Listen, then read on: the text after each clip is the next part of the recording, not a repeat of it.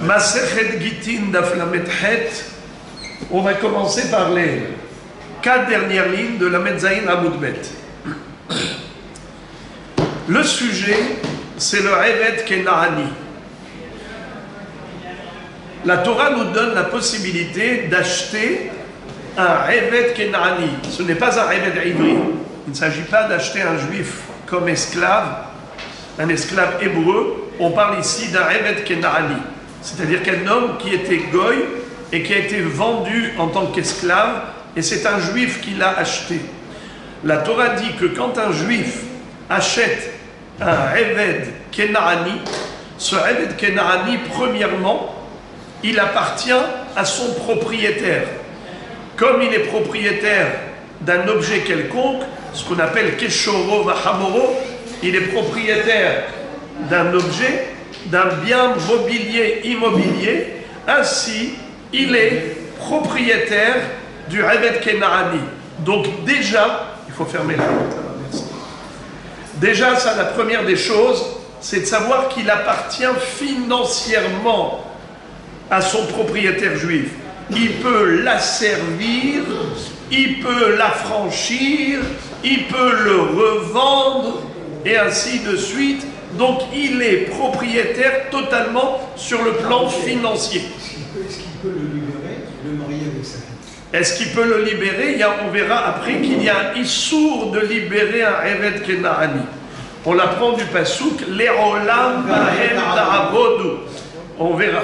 Mais pour l'instant, déjà je veux donner, juste comme introduction, la compréhension du statut du Eved Kenaani. Donc déjà, l'appartenance, il appartient à son propriétaire qui peut faire avec ce qu'il veut. Il peut le revendre à un autre juif, il peut la servir, et ainsi de suite.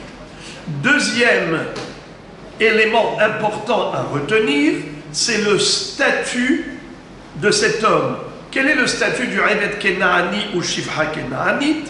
Eh bien, c'est qu'ils ont des mitzvot, comme une femme. C'est vrai que il n'a pas le din de juif, mais il n'a plus le din de goy. Il y a eu une procédure, laquelle Mila et Tvila, ce qu'on appelle Mila shel Avdout. Ce n'est pas une circoncision de Gerut, c'est une circoncision de Avdout. Le Adon, il a l'obligation de lui faire la Mila, pour qu'il devienne Eved Kenaani. Et il doit lui faire aussi la Tevila. Ces deux choses vont faire que maintenant, il a un statut comme une femme juive. La différence entre la femme juive et le Eved Kenaani, bien que les mitzvot sont égales, sont équivalentes, mais au niveau du statut, une juive peut se marier avec un juif peut se marier avec une juive, mais un Eved Kenaani ne peut pas épouser une juive. Une Shifra Kenaanite ne veut pas épouser un juif. Donc c'est quelque chose de spécial. Ils ont des mitzvot, mais ils n'ont pas encore le statut à 100% juif. D'ailleurs, si le Eved Kenaani ou la Shifra Kenaanite vont être libérés, affranchis, désormais il y aura, fermez la porte, il y aura finalement une autre Tevila qui s'appelle Tevila Shel Herut. Tevila Shel Herut. Tevila Shel Gerut, Shel Yahdout, d'accord? Yahdout, là il va devenir juif. Et extraordinaire, c'est que c'est la seule conversion au judaïsme qui n'est pas dépendante d'une volonté, d'une adhésion. Ça veut dire que il aura les mitzvot de la femme quand il sera Eved Kenaani sans avoir choisi. Et ensuite, si jamais son Adon le libère, bien qu'on ait dit qu'il n'a pas le droit de le libérer, mais s'il a tout de même libéré, et parfois c'est même permis, on verra. Par exemple, la Gemara va raconter que Rabbi Eliezer avait cherché un minyan, il n'y avait que 9 personnes, il fallait la 10e personne. Qu'est-ce qu'a fait Rabbi Eliezer? Il a libéré son Eved Kenaani, et voilà que il avait le minyan. Donc pour une mitzvah, il a libéré son Eved Kenaani, ce qui veut dire que, en effet, nous avons parfois des exceptions Il y a parfois des exceptions. Vous avez posé la question par rapport au terme Eved Kenaani. En effet, ça désigne n'importe quel Eved que le juif a acheté des Goïm, de n'importe quelle nation du monde. Il a le statut de Eved Kenaani. Mais pourquoi est-ce qu'on l'appelle esclave cananéen? Car dans la Torah, nous retrouvons que Noach avait maudit Kenaan et il a traité d'esclave de ses frères. Il a souhaité qu'il devienne l'esclave de ses frères. Arur Kenaan Eved Avadim Ihyel Ehad. C'est la raison pour laquelle il porte le nom de Eved Kenaani. Mais maintenant, nous allons voir plus tard que ce n'est pas justement, Eved Kenaani, c'est restreint, c'est limité. Pourquoi? Parce que nous avons une règle, c'est que quand ils sont rentrés en Eretz Israël, la mitzvah était Lotehaye Kol Neshama. Puisque la mitzvah c'était de Lotehaye Kol Neshama, donc justement il ne peut pas y avoir de Eved Kenaani. Ce n'est que si par exemple la mère elle était Kenaanite et s'est mariée avec un Kenaani de Chutz La'aretz, c'est-à-dire des Kenaanim qui ont quitté Eretz Israël, et donc ils ne sont plus dans le cadre de Lotehaye Kol Neshama. C'est la raison pour laquelle justement, quand on parle de Eved Kenaani, c'est des Kenaanim de Chutz La'aretz, qui étaient autrefois en Kenaan, qui ont été en Chutz La'aretz, et on a acheté des Eved Kenaani de l'extérieur, pas de l'intérieur. Ok. Maintenant, qu'avons-nous vu dans la Mishnah? Une mahloket entre Tanakama et Rashbag. Tanakama et Rashbag discutent à propos d'un Eved Kenaani qui est tombé en captivité. Et ensuite, il a été racheté. À qui il va appartenir désormais? À celui qui l'a racheté ou à son ex-propriétaire? C'est la mahloket. D'après Rashbag, il reste Ishtabed. D'après Rashbag, Ishtabed. C'est-à-dire, il restera Eved. Alors que d'après Tanakama, tout dépend de l'intention du libérateur. À savoir, l'homme qui l'a racheté, dans quel objectif il l'a racheté? Est-ce que c'était pour le garder en tant que Eved, Kenaani, ou bien est-ce que c'était pour justement le libérer? Pour l'affranchir, premièrement, le libérer de la captivité, puisqu'il était pris en otage, il a sorti de prison, il l'a délivré, mais peut-être qu'il veut carrément le libérer totalement, lui offrir cette liberté, l'affranchir. Alors, quel sera le résultat? Selon Rashbag, l'intention importe peu. Ça n'a aucun effet, aucun impact. La réalité, elle est ce qu'elle est. C'est qu'il ishtabed, il restera Eved. Ça, c'est Rashbag. Tandis que Tanakama, en effet, ça va varier en fonction de l'intention. Si l'objectif, c'était de l'affranchir, il sera libre. Si l'objectif était de le racheter en tant que Eved, eh bien, il restera Eved. Ça, c'était la mahloket entre Tanakama et Rashbag.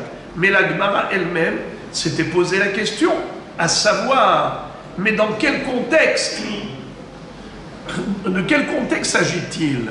Lorsque l'on dit que cet homme a été racheté par un libérateur, il était en captivité, en otage, il y a quelqu'un qui l'a racheté. Mais le propriétaire, l'ex-propriétaire, est-ce qu'il avait fait Yehush ou il n'a pas fait Yehush? La Gemara citait une mahloket. Selon Abaye, la Mishnah parle de quel contexte? L'ifne Yehush. C'est-à-dire que le propriétaire n'a pas désespéré, n'a pas abandonné, il n'a pas fait Yehush. Selon Rava, justement, on parle de les Ahar Yehush, après désespoir.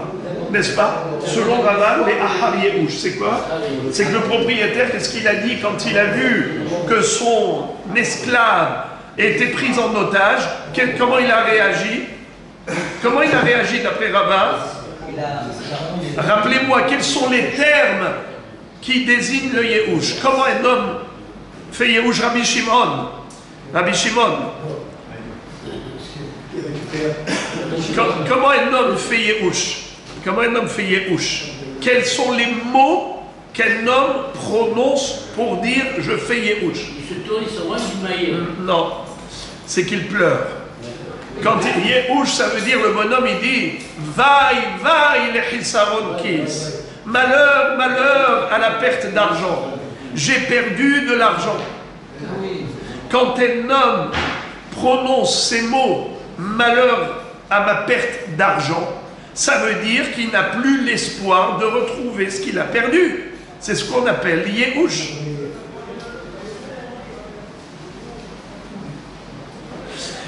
Alors, aidez-moi s'il vous plaît maintenant. D'après Abaye, la mahloket, là je suis en train de faire une révision orale, d'accord? Parce que pour continuer, il faut déjà avoir les bases fortes. Je ne veux pas avancer dans la Gemara si on ne se souvient pas convenablement de la mahloket de Abaye et Rava quant à l'interprétation de la Mishnah qui nous cite une mahloket entre Tanakama et Rashbag. Si on n'a pas ça clair dans la tête, ça ne sert à rien d'avancer. Alors, d'abord, on a dit que la mahloket, elle est, d'après Abaye, l'ifne Yehush.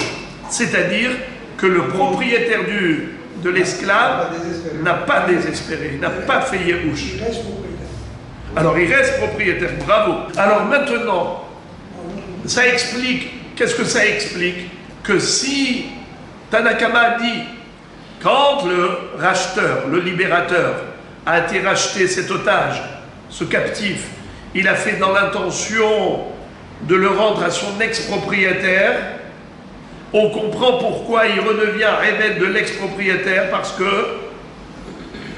qu'il n'a pas payé Yehush, bravo Hazak. Maintenant, si par contre il a racheté dans le but de le libérer, qu'est-ce que dit Tanakama? Il le garde. Que le propriétaire. Il a fait Yehush. Non. Mais non, Abaye nous dit que toute la Mishnah parle de l'ifne Yehush. Donc il faut rester dans ce contexte. L'ifne Yehush, il n'y a pas eu de Yehush propriétaire. Alors, quel est l'étonnement? Quel est l'étonnement? Rabotai, qu'est-ce qui choque si on dit qu'on parle de l'ifne Yehush? Qu'est-ce qui choque dans les paroles de Tanakama? Que le libérateur, il puisse le libérer. Bravo! Comment le libérateur a pu le libérer? Mais le propriétaire n'a pas fait Yehush. Si, le libère. Pour un, il a On Non, Hein? deux a dit avis. hier que Mais c'est toute la marocaine. on avait instauré qu'il serait libéré parce que sinon le deuxième, celui qui le rachète, il ne va pas le racheter. Bravo. Bravo. La raison pour laquelle Tanakama a dit que si le libérateur l'a racheté pour le libérer, en effet, il sera libéré, c'est contraire à la loi, c'est juste une takana de Hachamim. Hachamim ont fait cette takana. Que le libérateur puisse le libérer. Le racheteur puisse le racheter. Parce que sinon, écoutez bien ça, si tu vas lui dire, le bonhomme, lui, qu'est-ce qu'il dit? Écoutez, c'est hyper important. Hyper important. C'est là où ça devient très fin. J'introduis, je le dis à l'envers. Est-ce qu'il y a une mitzvah de rachat des prisonniers lorsque la personne, elle n'est pas juive? Elle est Evet Kenaani. Non. Tout dépend. Alors, vous dites non, c'est faux. Vous dites oui, c'est faux. Mahloket. Entre qui et qui? Entre qui et qui? Ah, vous avez dit Mahloket comme ça au hasard. Mais non, hier on a appris. Donc on n'a pas entendu hier. Oui, alors c'est que Rashbag et Tanakama. C'est exactement de quoi on parle. D'après Rashbag, il dit qu'il n'y a pas de différence. La mitzvah de Pidyon Shevuim, de racheter des captifs, elle est aussi en vigueur pour un Evet Kenaani comme pour un juif classique. C'est la raison pour laquelle il va dire Ben Kar ou Ben Kar Ishtabed, c'est-à-dire que peu importe l'objectif, on n'a pas besoin de le libérer pour faire la mitzvah de Pidyon Shevuim, même s'il est resté esclave. Le libérateur a fait la mitzvah de le racheter. Parce qu'il a les mitzvot des femmes. Bon, pas seulement ça. Entre autres. Ça c'est sûr, il a les mitzvot des femmes, mais étant donné qu'il a le statut de Eved Kenaani, et comme vous le dites si bien, il a même les mitzvot des femmes, donc c'est pas considéré comme un goy, alors il y a une mitzvah de Pidyon Shevuim, ok? Alors pourquoi tu vas maintenant contrevenir à la loi pour aucune raison? Quel est le problème? Pourquoi Tanakama a dit qu'en effet, ce Eved Kenaani sera libéré? C'est contraire à la logique. Pourquoi c'est contraire à la logique? Car il appartient à un propriétaire, et son propriétaire n'a pas fait Yerouche. Si le propriétaire n'a pas fait Yerouche, alors pour quelle raison tu veux le libérer? Il n'y a aucune raison. Il le libère pour le libérer, après il va chez son propriétaire. Mais non, on ne peut pas libérer. S'il est libéré, il est juif, il ne peut plus redevenir esclave. Il le rachète, pas libéré, il le rachète. Oui, quand il le rachète, voilà. il reste Eved. Oui, absolument. Très bien, mais Tanakama n'a pas dit ça. Il a dit qu'il le Tanakama a dit que quand il le rachète, il est libéré. La Guémara a donné une explication juste merveilleuse en disant que toute la raison pour laquelle, selon Tanakama, celui qui rachète un Eved Kenaani qui était prisonnier, dans le but de l'affranchir, il sera affranchi. A priori, c'est contraire à la logique, car selon la logique, il ne devrait pas être libéré, vu qu'il appartient à quelqu'un. Pourquoi on va le libérer? La réponse, c'est juste une takana de Hachamim. Pourquoi Hachamim ont fait cette takana? Parce qu'ils ont vu que si jamais le bonhomme ne va pas atteindre son objectif et il va payer beaucoup d'argent pour rien, il va rester Eved Kenaani du premier. Il se dit alors à quoi bon m'investir dans cette affaire? Ça ne sert à rien, je n'ai pas atteint mon objectif. Parce qu'il pense que, Tanakama pense qu'en effet, il n'y a aucune mitzvah à racheter un Eved Kenaani prisonnier. Puisqu'il n'y a pas de mitzvah à racheter un Eved Kenaani prisonnier, quel va être le résultat des courses? C'est que personne ne sera motivé à racheter ce Eved Kenaani. Et alors, quel est le problème? De toute façon, il n'y a pas de mitzvah de Pidyon Shvuim d'après Tanakama. Quel est le problème? Aidez-moi s'il vous plaît. On en a parlé hier. Là, je fais juste une révision. Pourquoi, malgré tout, Tanakama veut motiver les gens à racheter cet homme, ce Eved Kenaani, pour le libérer? Mais pourquoi? Pourquoi le racheter s'il n'y a pas de mitzvah de Pidyon Shvuim? Bravo! Étant donné que le Eved Kenaani a les mitzvot d'une femme, quand il sera captif chez des goyim, c'est sûr qu'il ne fera plus les mitzvot. Juste pour lui permettre de revenir chez son ex-propriétaire, de revenir et d'accomplir les mitzvot, alors on lui dit, monsieur, sache que non seulement tu vas permettre à cet homme d'accomplir des mitzvot comme avant, mais mieux qu'avant. Car maintenant il va devenir juif et il va pouvoir accomplir 613 mitzvot. Voilà comment tu vas le motiver à le racheter pour gagner au moins les mitzvot de la femme. Parce que maintenant il fera plus que les mitzvot de la femme. Tu vas lui dire au contraire, tu as un grand zéhout. Mais même mieux encore, c'est que cet homme, tu lui dis, tu vas atteindre un objectif suprême. Lequel? C'est que tu vas faire la mitzvah de Pidyon Shvuim.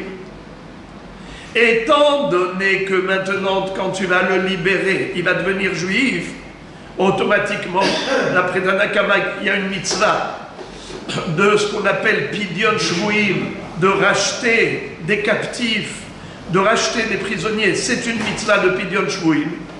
Alors quand tu vas lui dire que tu vas faire cette mitzvah, il sera en effet motivé à accomplir cette mitzvah.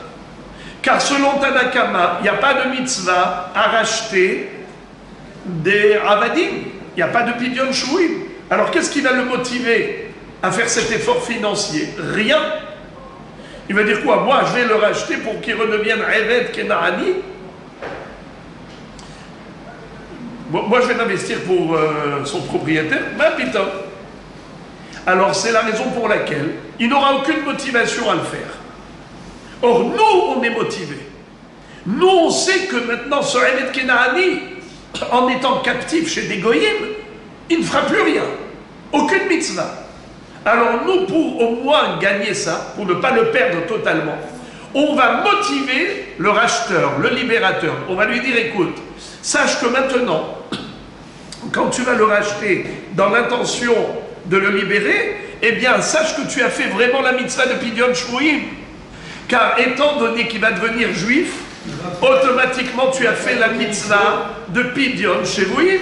Tu as fait la mitzvah à merveille. You understand? Bon, Rashbag, lui, il te dit on n'a même pas besoin de ça. Car tu vas atteindre un objectif noble, même sans avoir à le convertir au judaïsme. Car il y a une mitzvah de Pidyon Shvuim, pas seulement à l'égard des juifs, mais même à l'égard d'un Eved Kenaani. Alors on n'a pas besoin de contrevenir à la loi pour atteindre l'objectif qu'il souhaite, à savoir faire Pidyon Shvuim. Car Keshem she mitzvah lifdot benechorim, car mitzvah lifdot et avadim. Voilà l'objet de la mahloket entre Rashbag et Tanakama selon Abaye. Mais Rava nous dit que le contexte est totalement différent. Selon Rava, la Mishnah ne parle pas de l'ifne Yehush, elle parle de l'ehachar Yehush. Lorsque le Eved Kenaani est tombé prisonnier de guerre, il était en captivité, pris en otage, alors maintenant son Adon a fait Yehush et dit malheureusement j'ai perdu un Eved Kenaani. Donc ça y est, il n'est plus propriétaire. Alors la question se pose justement, quand le libérateur va venir le racheter, et Tanakama va dire Ishtabed. Pourquoi Ishtabed? Ishtabed à qui et pour qui? À qui il sera soumis? Non! Mais non, il a fait Youch. Le premier a fait Yehush. Non. Il a racheté en tant que... Il devient son propriétaire. Je t'arrive chez son propriétaire. Ben non, Ou de dire non, ou le libérer. Il a deux solutions. Il a deux solutions. on va jamais se dire non. Alors maintenant, regardez. Je reprends maintenant Rava. Rava nous a dit que la mahloket entre Tanakama et Rashbag, elle est les Ahar Yehush. Ça donc déjà, c'est le décor, l'arrière-plan. On parle de les Ahar Yehush. Donc le premier propriétaire a fait Yehush. Nigmar a ses pots. Donc, il n'est plus à lui. Il a fait... Maintenant, écoutez quelque chose. Tanakama nous dit, si jamais le libérateur, celui qui a payé pour le racheter, à ce captif de son preneur d'otage, il a payé pour le racheter. Les amis, lorsqu'il a racheté dans l'intention de Eved, c'était Eved pour qui? Pour le premier ou pour le deuxième? Le deuxième. Bravo. Quand on nous dit Shtabed, ce n'est pas les rabbos Rishon, c'est les rabbos Sheni, car le premier a déjà coupé le cordon ombilical. Alors il sera Eved Kenaani de qui? Du deuxième. Alors ça dépend, ça dépend comment il achète. Hein? Ça dépend, avec quelle intention il achète. Oui, Soit il achète comme tu commences, soit il fait au mais même s'il achète dans l'intention du premier. Oui, c'est de toute façon, on est d'accord. Que le premier, c'est fini C'est l'histoire. Nigmar, il n'est plus... Il a fait Yehush, pourquoi il va lui donner? Non, j'ai dit que maintenant que le deuxième achète, Oui. il a deux possibilités.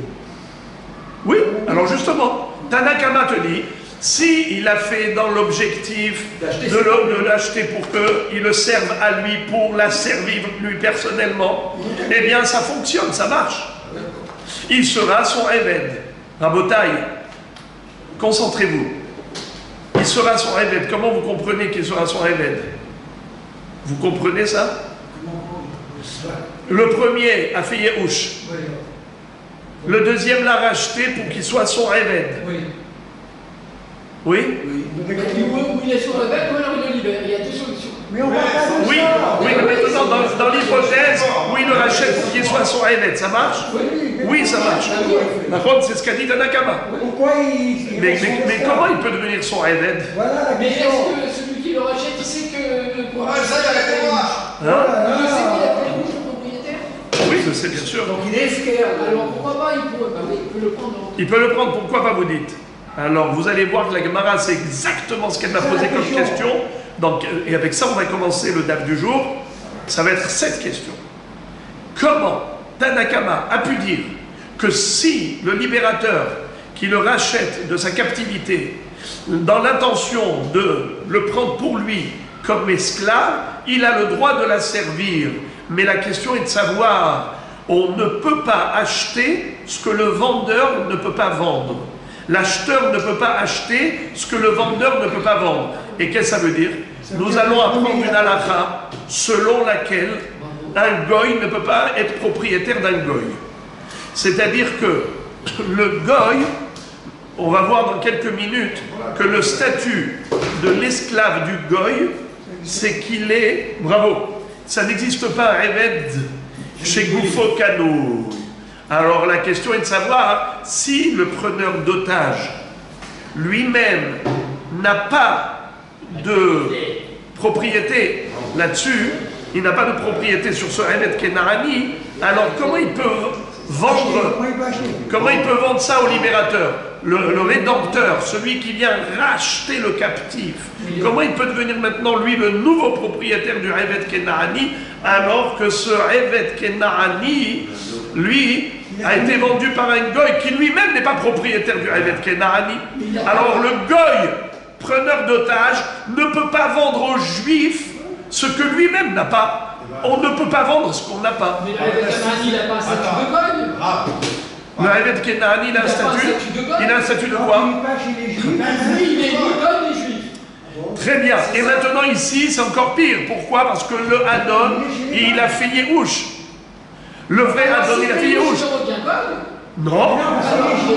Alors, donc raison de plus. Donc le goy, il peut le. Quoi? Il peut prendre un juif? Est-ce qu'un goy peut prendre un juif? Non. Alors raison de plus. Il n'est pas juif, il n'est pas goy. Alors si déjà un goy n'est pas appartenant à un goy, c'est-à-dire un goy ne peut pas appartenir à un autre goy, à plus forte raison, un juif ne peut pas appartenir à un goy. Et donc à plus forte raison, c'est pas à plus forte raison, celui qui n'est pas considéré comme goy ne peut pas appartenir au preneur d'otages. Alors comment le preneur d'otages lui a vendu à ce juif qu'il a racheté, il lui a vendu un Eved, il sera son Eved. Mais il ne peut pas être son Eved, il ne peut pas lui vendre ce que lui-même n'a pas. Ça, c'est là. Parce qu'on vient d'expliquer qu'un goy n'a pas de propriété sur un goy. Il n'est pas goy. Alors, encore pire! Si déjà un goy ne peut pas être propriétaire d'un goy, donc un goy ne peut pas être propriétaire d'un juif qu'un Mahomer, alors celui-là, il est moins goy que goy. Alors, comment il peut appartenir au preneur d'otages? Comment celui qui a acheté ce Eved qui était captif de la part du preneur d'otages qui est un goy, comment il peut la servir? Mais il ne peut pas la servir puisqu'il ne peut pas acheter ce que le vendeur ne peut pas lui vendre. Ça, c'est la question que la Gemara m'a posée. J'en profite maintenant de l'insérer, cette question, avant de continuer la révision. Mais j'en profite pour que vous compreniez, pour la suite, que ce sera beaucoup plus facile, qu'on comprenne quel est le point focal de la Gemara. Alors, on continue la révision. Tanakama te dit, si le racheteur, libérateur de ce captif l'a racheté dans l'intention de la servir, il peut se la servir. Il ne va pas le rendre au premier propriétaire parce que le cordon ombilical a été coupé, mais il va pouvoir quand même se l'approprier. Nahon. Mais s'il a acheté dans le but de le libérer, pas de se l'approprier, eh bien en effet il est libre. Pourquoi il est libre? Car le premier propriétaire en a fait Yerouch. Le deuxième n'a pas souhaité se l'approprier en tant que Eved Kenani. Résultat des courses, il est libre. Il est chanceux. Rashbag te dit, non, Benkar ou Benkar Ishtabed. Rashbag te dit qu'il ait l'intention de le racheter pour le libérer ou l'intention de le racheter pour la servir. Dans tous les cas de figure, il restera serviteur. Serviteur de qui? Le deuxième. Non. On a dit Premier. Le deuxième, le premier, il a fait Youch. Il a fait Youch. Premier, c'est serviteur de qui? On est d'accord qu'il a fait Youch. Il a fait Yehush, mais malgré tout, vous entendrez. Ah oui. Et là, je vois que vous avez oublié, mais ce n'est pas grave. C'est à cela que sert une révision. C'est justement parce que, grâce à votre oubli, ça donne toute une bonne raison à la révision. Il redeviendra serviteur du premier. Pourquoi? Pourquoi? Parce que Hizkia nous enseigne. Hizkia nous enseigne. Aïe, aïe, aïe, aïe, aïe, gzera, gzera. Shema yapil atzmo lide gayasot. Eh bien, parce que chaque Eved Kenaani qui veut fuir son maître, qu'est-ce qu'il fait dès qu'il voit qu'il y a un siège d'ennemis qui attaquent? Il va tout de suite lever le drapeau blanc et il se jette aux mains du preneur d'otages. Il leur dit, prenez-moi en otage, s'il vous plaît. Parce que, en étant maintenant pris en otage, en captivité, il a une chance d'être racheté par des bonnes volontés et ensuite il trouvera son affranchissement, sa libération. Alors, Hachamim m'ont dit, on ne va pas te laisser faire, Mister, tu ne vas pas nous avoir. Tu ne nous auras pas. On ne va pas te laisser faire. Tu vas retourner chez ton premier propriétaire, tu vas le servir. Comment ça? Mais ce n'est pas la loi. Le premier, il a fait Yehush. C'est vrai. Il a fait Yehush pourquoi? Parce qu'il pensait que... Parce que tu es parti et tu as été pris en otage. Oui, mais la prochaine fois... Non. Là, il a coupé le cordon ombilical. Mais Hachamim m'ont dit, allez, on va t'offrir un cadeau. Ton ex-rêve, on va te l'offrir. Pourquoi? Parce que chez quelqu'un d'autre, après, il peut y avoir une leçon de morale que le bonhomme va tirer. Il va dire, ça ne sert à rien que je joue le malin. Je vais aller me jeter entre les bras des preneurs d'otages pour échapper à mon propriétaire. Ça ne marche pas. Parce que les Hachamim ont décrété que quoi qu'il arrive, je redeviendrai esclave. Alors à quoi bon? À jouer le malin. Jouer le malin, ça ne marche pas avec les Hachamim. Parce que quoi qu'il arrivera, il va redevenir esclave de son ex-propriétaire. Pour pas qu'il joue au malin, comme on dit, à malin et demi, eh bien, Hachamim lui ont réglé les comptes. Et de cette manière, aucun serviteur, aucun esclave cananéen ne va fuir son propriétaire en ayant l'espoir que peut-être il sera libéré de la captivité et il trouvera sa liberté. C'est trop facile d'aller de se jeter entre les mains des preneurs d'otages pour échapper au propriétaire. Alors là, c'est qui est-ce qui a donné ce Hiddush? Hizkiya. Fin de révision. Et maintenant, on arrive à la question que je vous ai dit. D'après le Pirouche, on n'a pas tout révisé. Hein. C'est au moins on a la base de la suite. La Gemara nous dit comme ça. Ul Rava de Amar le'achar Yehush, ul Rabo Sheni, miman kanele, mi Shabai bouffé mi kanele. Voilà la question qu'on avait posée. Selon Rava, qui dit que le contexte de la Mishnah c'est le'achar Yehush. Et donc si c'est le'achar Yehush, on a coupé le cordon ombilical. Si on a coupé le cordon ombilical entre l'ex-propriétaire et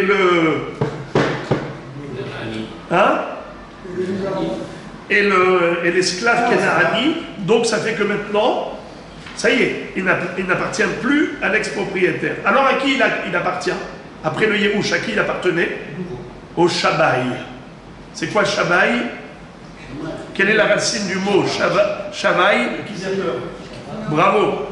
Chéri, captivité. Celui qui l'a pris en otage. Donc le Shabai, c'est le preneur d'otage. La racine, Shevi, des Shavita Shivio. Shevi, c'est la captivité. Alors, le Shabai qui a pris cet esclave, donc maintenant c'est lui qui est devenu le propriétaire. Le Shabai, qu'est-ce qu'il est? Il est juif ou goy? Goy, bravo. On parle ici d'un preneur d'otages, c'est des ennemis qui ont attaqué les Juifs et ils ont pris des esclaves comme otages. Maintenant, cet esclave qui est pris en otage par un goy, est-ce qu'il appartient au goy? Non. Bravo. La Gemara, dans quelques minutes, va nous démontrer qu'un goy ne peut pas être propriétaire d'un goy. Et de ce fait, la question qui va se poser, comment le juif qui a racheté l'esclave cananéen de la main du Chavaï peut se l'approprier? Comment est-ce qu'il peut maintenant la servir? Tu me dis que si il voulait la servir, il le peut. Mais Ribono Shel Olam, comment il peut se la servir? Alors répétons.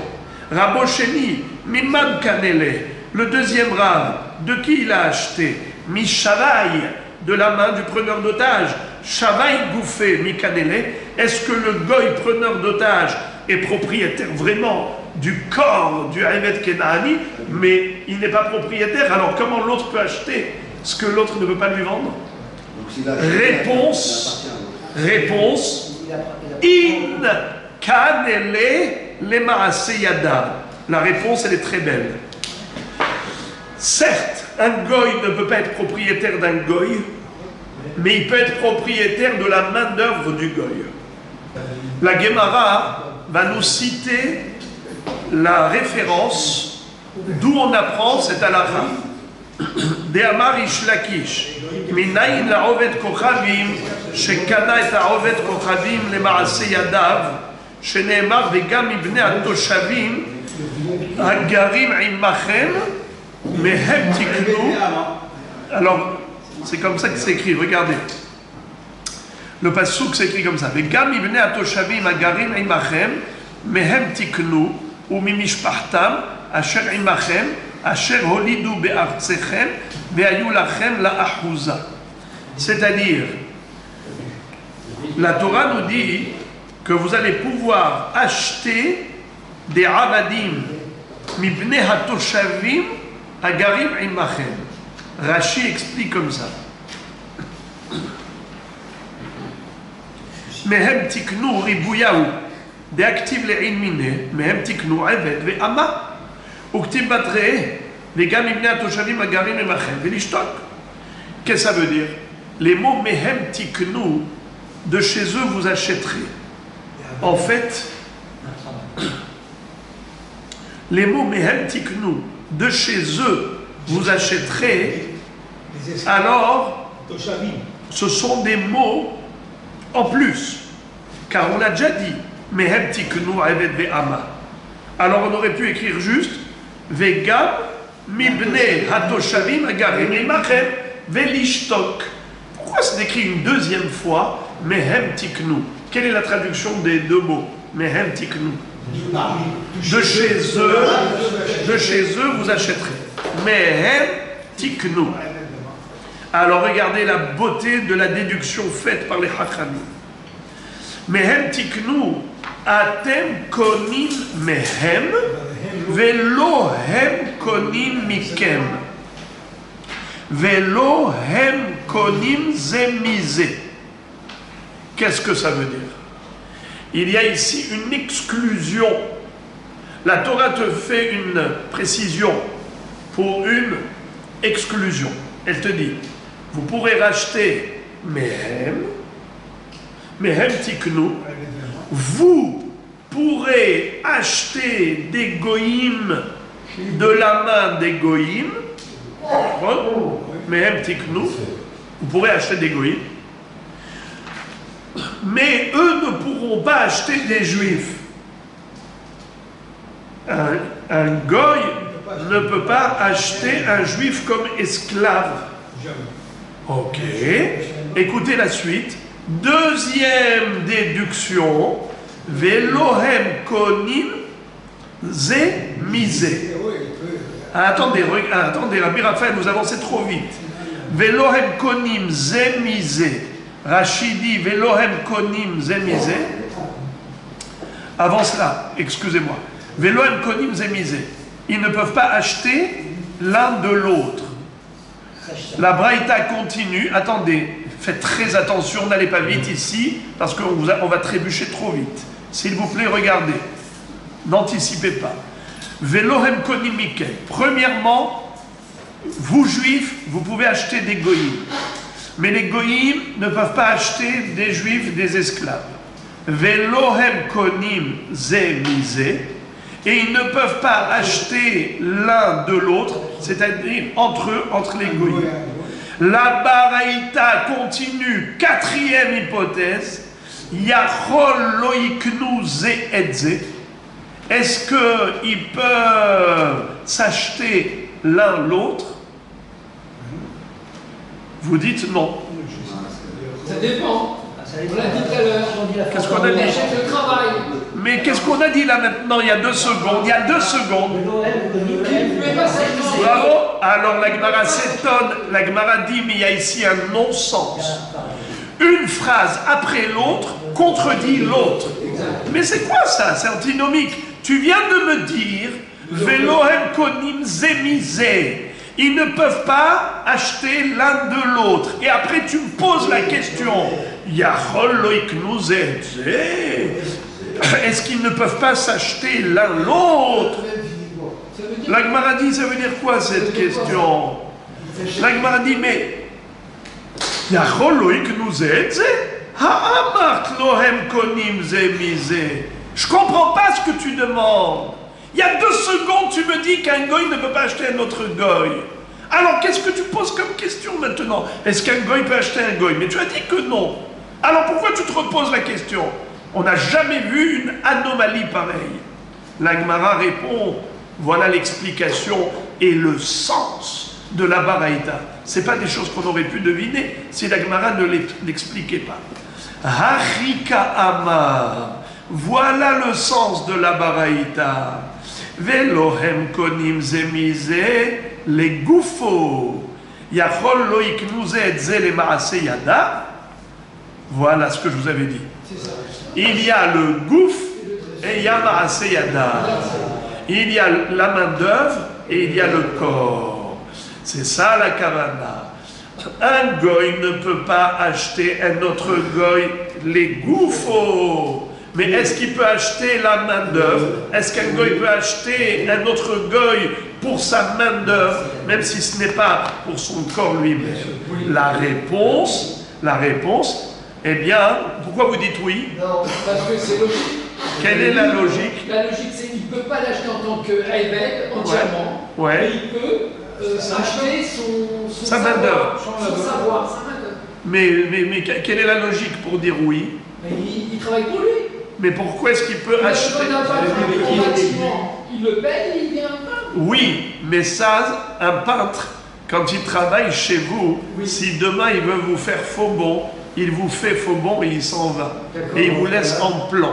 Mais un Eved Kenani, si vous l'achetez pour la main d'œuvre, c'est ad vitam aeternam. Il ne peut pas partir.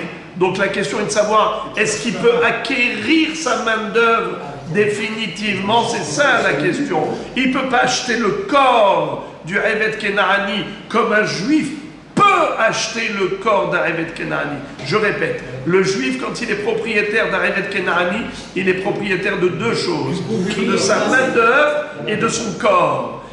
Sa main d'œuvre, premièrement. Deuxièmement, il peut même le revendre s'il veut. Il est propriétaire de son corps. Alors que, c'est Keshoro Vahamoro.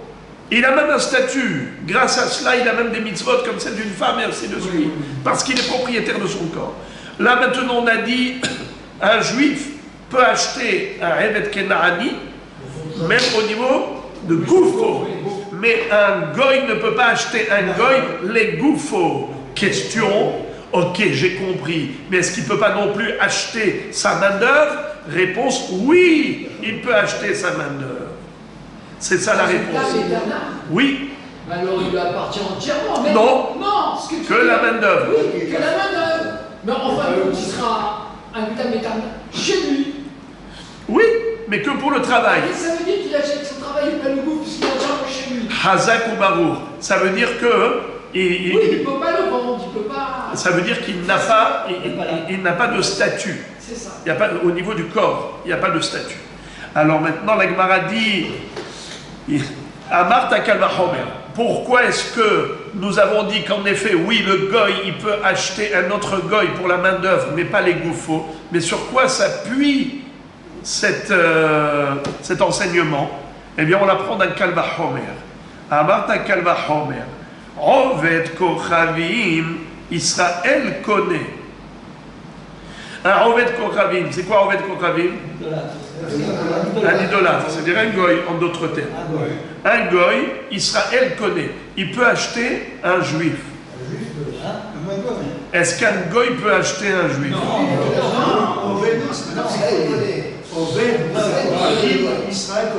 Regardez la troisième ligne de Rashi en haut. Troisième ligne de Rashi en haut. Oved Kochavim connaît Israël les Maaseh Yadav. Shenemar vechit asig yad ger vetoshav imach. Qu'est-ce que ça veut dire?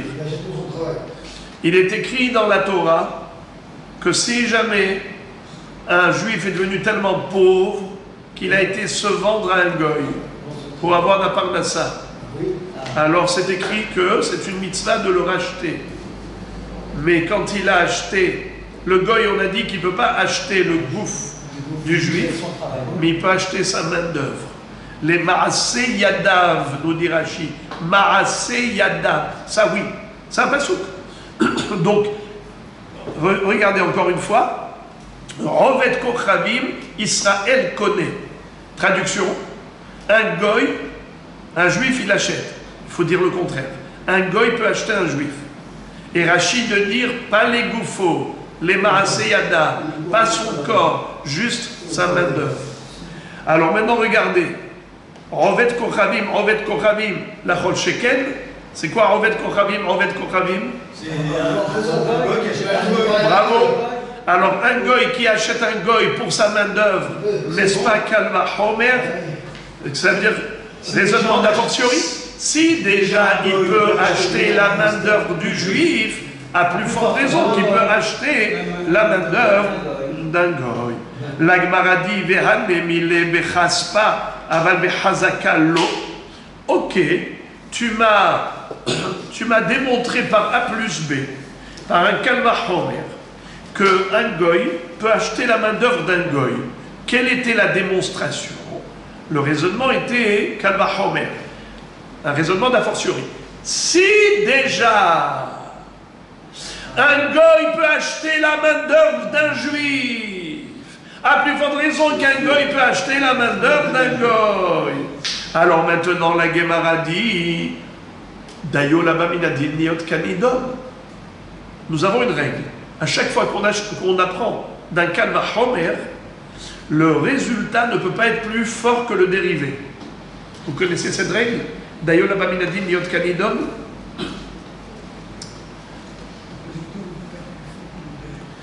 Le dérivé ne peut pas être plus fort que son origine. Le fils, il ne peut pas être plus fort que le père. C'est qui le fils? C'est ce que tu as appris du Kalvachomer. C'est qui le père? C'est la référence du Kalvachomer. Par exemple ici, c'est qui la référence? C'est qui la référence? Un goy qui achète quoi? Non, qui achète la main-d'œuvre du juif. Et c'est quoi le dérivé? Un goy qui achète la main-d'œuvre d'un goy. Alors regardez, d'où j'apprends qu'un goy peut acheter la main-d'œuvre d'un goy? C'est quoi la référence? Un goy qui a acheté la main-d'œuvre du juif. Très bien. Et là je vais Kalvachomer. Mais comment le goy il a acheté la main-d'œuvre du juif? Dans la Torah, de quoi on parle? Oui, mais comment il a acheté? Comment il a fait pour l'acheter? Quel était le moyen d'acquisition? Comment il a fait pour l'acheter, cette main-d'œuvre? Il s'est vendu. Mais comment? Il s'est vendu. Avec quoi? Il avait besoin d'argent. Bravo! Avec de l'argent. Le goy a donné de l'argent aux juifs pour lui acheter sa main-d'œuvre. Comment ça s'appelle en hébreu? Kinyan Kesef. Comment le goy a acheté la main-d'œuvre du juif? Kinyan Kesef. Rabotai, Ici, le shabai, c'est quoi le shabai? Le preneur d'otage. Est-ce qu'il a payé de l'argent pour acheter ce Eved Kenani? Non, il a pris en otage. Comment ça s'appelle? Hazaka. Hazaka, c'est une prise de force. Hazaka, c'est une prise de force. Alors, est-ce qu'on a déjà vu un acte d'acquisition par une prise de force? Non, puisqu'il n'y a pas de rapport. Un gars, il nous peut acheter comme madone, la prise de force qu'il a acheté. Ça, c'est un viol. Là-bas, vous parlez de honnête d'un viol.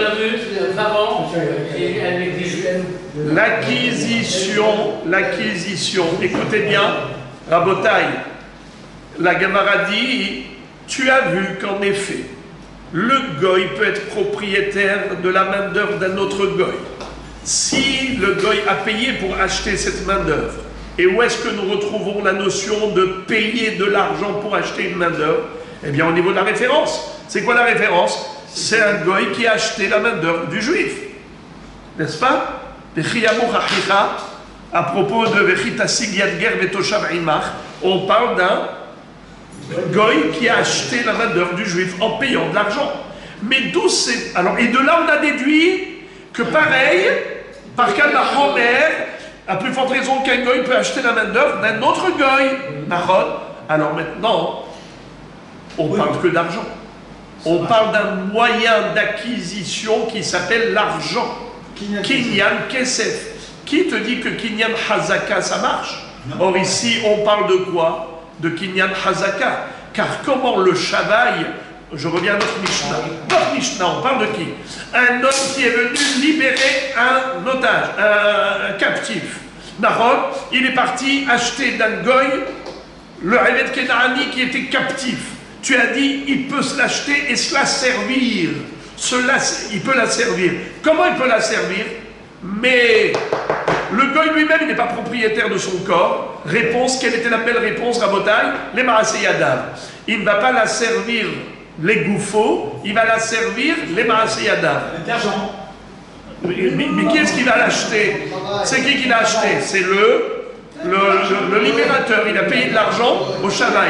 Mais le Shabai lui-même, comment il était propriétaire de cette main-d'œuvre? Le Shabai n'a jamais payé pour acheter cette main-d'œuvre. Alors la question revient à la case départ. Comment le goy Shabai peut vendre à l'acheteur, là, au juif acheteur, il peut lui vendre la main-d'œuvre. Mais lui-même, il n'a pas payé d'argent pour acheter cette main-d'œuvre. Est-ce que cette prise d'otage... Regarde, d'abord digérons la question. Non, mais d'abord sourions un petit peu. Parce qu'il faut comprendre la question. Il faut la savourer. Vous savourez la question ou pas? Parce que si il n'a pas payé pour acheter la main-d'œuvre, alors il n'est pas propriétaire. S'il n'est pas propriétaire, donc il ne peut pas vendre ce qu'il n'a pas. Alors comment le juif qui a acheté ce Eved Kenani pour la servir, il peut la servir? Alors ok, les gouffos, on a exclu. Il ne peut pas l'acheter les gouffos, c'est clair, net et précis. Il ne peut pas acheter ce que l'autre ne peut pas lui vendre. Ok, mais il peut acheter la main-d'œuvre, a-t-on dit. Mais la main-d'œuvre elle-même, comment l'autre il est devenu propriétaire de la main-d'œuvre? Le Shabai l'a acheté, mais il n'a pas payé de l'argent. S'il avait payé de l'argent, alors il peut acheter. Il n'a pas payé d'argent, mais comme il y a une louche d'autres, c'est devenu esquerre. Boker Tov Yerushalayim. S'il y a Yerouch, il n'est rien du tout, il n'est plus Eved du tout. Il n'est plus Eved du tout. Alors, on a bien compris que la question d'Agmara, c'est comment le juif qui a racheté ce Eved Kenani captif peut devenir propriétaire de sa main-d'œuvre alors que le vendeur, le goy, le shabai, le preneur d'otage, lui-même n'est pas propriétaire de cette main-d'œuvre. Car même si on a trouvé qu'un goy peut être propriétaire de la main-d'œuvre d'un autre goy, c'est seulement s'il a payé de l'argent pour ça. Car Dayo Labaminadin, Yot Kanidon, il ne peut pas, le dérivé ne peut pas être plus fort que l'origine. L'origine, c'est quoi? C'est un goy qui a acheté un juif. On a dit il a acheté pour la main-d'œuvre, mais il a payé de l'argent pour ça. Alors, ok, si un goy paye de l'argent pour acheter la main-d'œuvre d'un autre goy, par le Kalva Homer, on apprend que ça marche. Mais là, ici, le Shabai n'a pas payé de l'argent, il a pris en otage. Alors, qui dit que ça marche? La Gemara dit oui, ça marche. Et on a une référence. Elle est trop belle, la référence. Aval Hazaka, lo. Qui te dit que la Hazaka, ça marche? Peut-être pas. Amarav Papa, oui, la Hazaka, ça marche. Amon ou Moav, Tuharu Besihon. Qu'est-ce que ça veut dire Amon et Moav, Tuharu Besihon? Vous le savez que Am Israël avait le droit de conquérir tous les pays de Sihon et de Og, n'est-ce pas? Toute cette région, du Ever à Yarden d'ailleurs ça s'appelle, de l'autre rive du Jourdain. Rabotai, vous le savez que Kadosh Baruch Hu nous a interdit de conquérir les Moavim.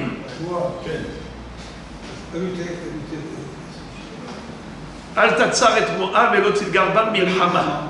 Tu n'as pas le droit de conquérir la région de Moab. Ok? Et Ammon également. Ammon et Moab, ils sont descendants de qui? De Lot. Et nous, descendants d'Abraham, on n'a pas le droit de conquérir les pays de Ammon et Moab qui descendent de Lot. Rabotai. Et pourtant, oui, on a conquis cette région de Ever à Yarden qui appartenait autrefois aux Moabim. Comment ça se fait? Parce qu'elle Bravo! Par ricochet, indirectement. Sihon Melech HaEmori avait fait la guerre à qui? À Moab. Et il a conquis Moab. Qui esh yatz'a mecheshbon. Achlam ar Moab, Baali Mamot Arnon, Tibane Vetikonen Ir Sihon. Nahon, c'était la malédiction qu'a adressée Bil'am à Moab pour que Sihon Melech HaEmori puisse les battre. Eh bien, étant donné que Sihon a pris possession du territoire de Moab, maintenant ça ne s'appelle plus que nous on a été conquérir Moab. Nous on a conquis que Sihon. Eretz Sihon. Et pourtant, autrefois, c'était Eretz Moab. Réponse, la Torah te dit, tu as le droit de prendre ces territoires, car ça n'appartient plus à Moab, ça appartient à Sihon. Ah bon, comment ça appartient à Sihon? Pourquoi Sihon a payé de l'argent pour acheter ces terrains? Non, il les a conquis avec la force. La prise d'un territoire de force s'appelle Hazaka. Eh bien, le goy qui a pris Behazaka, ça s'appelle acquisition, et ça porte un statut, ça a le statut d'acquis. C'est-à-dire que la même chose, quand le goy a pris en otage le Evet Kenaani, l'ex-propriétaire a fait Yehush, le Shavaï a pris possession de la main-d'œuvre du Evet Kenaani, par la Hazaka. Et ça marche. Car nous voyons que le statut de Eretz Moab a le statut de Eretz Sihon, parce que Sihon, le conquérant, est devenu propriétaire de ce pays. Il ne s'appelle plus Eretz Moab, il s'appelle Eretz Sihon. Par la Hazaka, par la guerre, par la prise de force, par la conquête. Donc de là on déduit un Yesod.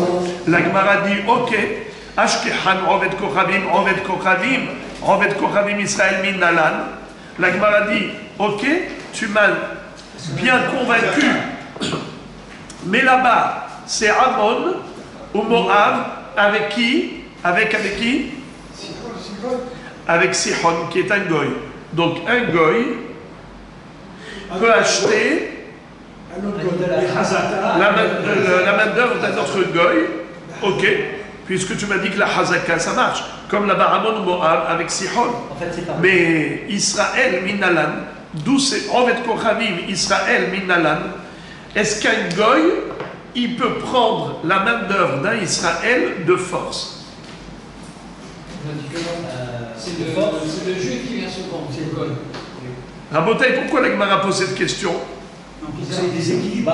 Pour dire tu peux pour le goy et ça pour le faire faire. l'inverse, le goy peut acheter de force. Est-ce qu'un goy peut acheter de force la main-d'œuvre d'un juif? Pourquoi maintenant du coup la Gemara cherche à savoir ça? Non. Ok, la réponse elle va être que oui. D'abord la réponse c'est que oui. Dirti Vaish Mimenu Shemi. On l'apprend du pasuk Vaish mimenu shevi. C'est-à-dire, lorsque les Bnei Israël se sont retrouvés dans le désert après la mort de Aaron à Cohen, découverts, car les nuées de gloire avaient disparu, car les nuées de gloire étaient là grâce à Aaron. Quand il a disparu, les nuées de gloire se sont envolées. Plus tard, ils sont revenus grâce à Moshe. Mais en attendant, il y a eu une guerre avec Melech Arad. Ah, ils ont été coupés. Vaishma Kenani Melech Arad. Ils ont perdu la guerre. Alors ils sont venus livrer guerre à Israël et ils ont pris en captivité. Vaish Mimenu Shevi. Et qu'est-ce qu'ils ont pris comme personne en captivité? Hein? Ena Ela Shifha Ahat. Ils ont volé, ils ont kidnappé une esclave cananéenne. Shifha Ahat. Même pas une juive. Mais on a dit que un Evet Kenaani ou une Shifha Kenaani, ils ont des mitzvot comme une femme juive. Voilà pourquoi la Gemara pose la question. Rachidi, Ovet Kochavim Israël min Nalan, Kegon Evet Ze de Shayach be mitzvot. On a appris dans la Mishnah que le Rédempteur qui a été racheté, ce Evet Kenaani qui était pris en otage par un goy, il peut l'acheter et la servir. Et on a dit comment il peut la servir? Mais l'autre il a fait Yerouche, il a été libéré? Non, il peut la servir parce qu'il peut acheter sa main d'œuvre. De qui il a acheté la main d'œuvre? Du Shavaï. Le Shavaï lui-même, il était propriétaire de la main d'œuvre? Bien sûr. Comment il est devenu propriétaire? Eh bien, parce qu'il l'a prise en otage. Et prendre en otage, comment ça s'appelle ce moyen d'acquisition? Hazaka. Et ça marche, comme on a vu pour Ammon et Moab, ça marche la Hazaka. Alors maintenant la Gemara dit, d'accord, mais Ammon ou Moab et Sihon, c'est Goy qui a pris d'un Goy. Qui te dit que la Hazaka, elle marche quand un Goy il prend un Juif? Est-ce qu'il peut devenir propriétaire de la main d'œuvre du Juif? Est-ce que le Goy qui a kidnappé un Juif peut devenir propriétaire de la main d'œuvre du Juif? Il n'a pas payé. Dans la Torah, on parle d'un Goy qui a payé le Juif. C'était Kesef. Mais ensuite, on a parlé de Hazaka. La Gemara dit, ok, Hazaka. D'où tu l'apprends la Hazaka? Tu l'apprends de l'histoire de Ammon, Moab, Tuharu et Sihon. Juste, je n'ai pas traduit. Ammon et Moab, Tuharu. Ils ont été purifiés par Sihon. C'est quoi cette histoire de purifier? C'est en fait, c'est une expression pour dire que c'est devenu kasher. Ammon et Moab était un territoire non kasher pour nous. Il est devenu tahor grâce à Sihon, qui avait conquis cette région. Il a rendu kasher pour Israël, sinon on n'aurait pas pu y accéder.